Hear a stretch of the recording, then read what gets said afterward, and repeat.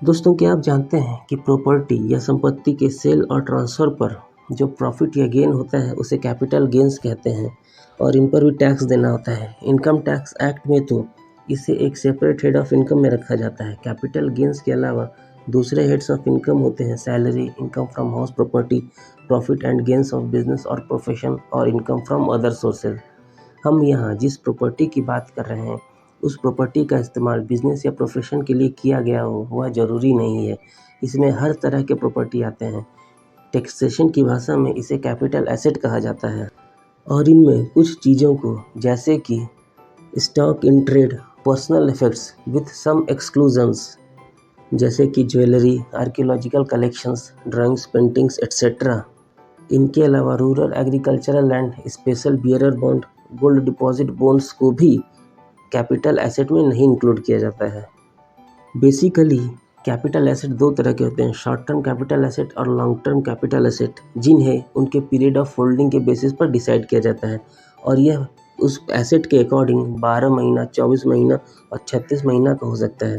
यहाँ period of holding जानना जरूरी है। पीरियड ऑफ होल्डिंग उसे कहा जाता है जो हमें यह बताता है कि उस एसेट को उस एसएससी ने अपने पास कितने पीरियड के लिए होल्ड किया है।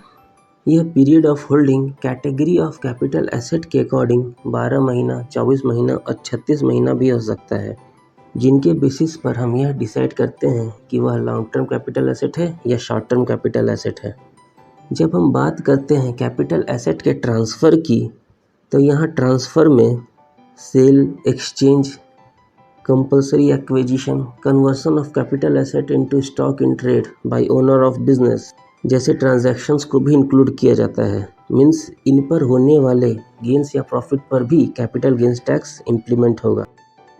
तो कैपिटल गेंस टैक्स से रिलेटेड अगला सवाल जो हमारे मन में आता है वह ईयर ऑफ टैक्सेबिलिटी के ऊपर आता है। हम यह कैसे डिसाइड करेंगे कि कैपिटल गेंस टैक्स कौन से ईयर में टैक्सेबल था। तो इसके लिए जनरल प्रोविज़न कहता है कि जिस साल सेल या ट्रांसफ़र एक्चुअली में अकर होता है, irrespective of the year of agreement, उस साल में वह टैक्सेबल होता है। हालांकि इसमें कुछ एक्सेप्शंस भी होते हैं, जैसे कि insurance receipt means insurance claim के सेटलमेंट पर मिलने वाला मनी, कन्वर्जन और treatment of capital asset as stock in trade etcetera.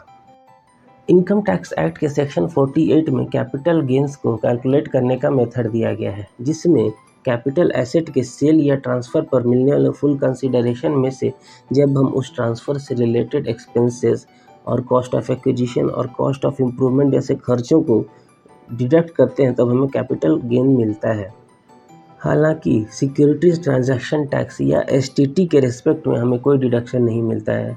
Securities transaction tax tax collected at source या टीसीएस की तरह ही एक फाइनेंशियल ट्रांजैक्शन टैक्स होता है, जो कि स्टॉक एक्सचेंज में लिस्टेड सिक्योरिटीज़ के सेल और परचेज पर इम्पोज किया जाता है। टॉपिक में आगे बढ़ने से पहले हमें कंसिडरेशन क्या होता है यह समझ लेना चाहिए। कंसिडरेशन किसी भी कॉन्ट्रैक्ट में दोनों पार्टीज़ के बीच में एक वैल्यूएबल चीज़ के एक्सचेंज को कहा जाता है और यह मनी के अलावा भी बहुत कुछ हो सकता है, जैसे कि कोई प्रॉपर्टी, सर्विस, यहाँ तक कि एक प्रॉमिस भी हो सकता है। इस कंसिडरेशन का डीम्ड वैल्यू कैपिटल एसेट के अकॉर्डिंग चेंज होता है। जैसे कि लैंड या बिल्डिंग के केस में स्टाम्प ड्यूटी वैल्यू के अकॉर्डिंग यह चेंज होता है।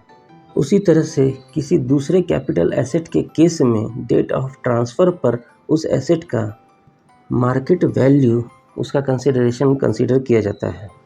यहाँ पर स्टाम्प ड्यूटी वैल्यू की अगर बात करें तो स्टाम्प ड्यूटी वैल्यू किसी भी स्टेट के द्वारा किसी भी प्रॉपर्टी के कॉस्ट के अकॉर्डिंग डिसाइड किया जाता है, जो कि उस प्रॉपर्टी के सेल या ट्रांसफ़र पर स्टैम्प ड्यूटी के रूप में देना होता है।